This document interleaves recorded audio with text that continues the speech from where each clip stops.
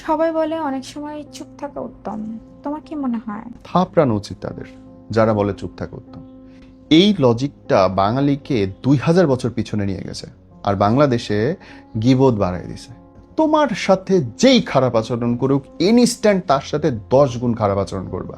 আমি বলতেছি, তোমাকে কেউ একটা খোঁচা দিলে 10টা খোঁচা দিবা, তোমাকে কেউ একটা ছোট করলে 10টা তাকে ছোট করবা।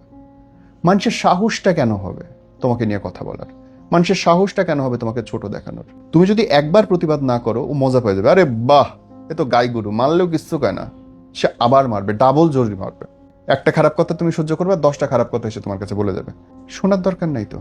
কোনো মানুষই দুনিয়াতে ইম্পর্টেন্ট না, এত ইম্পর্টেন্ট না যে তোমার সেলফ রেসপেক্টে আঘাত করার ক্ষমতা রাখে। তোমার বাপও পারে না।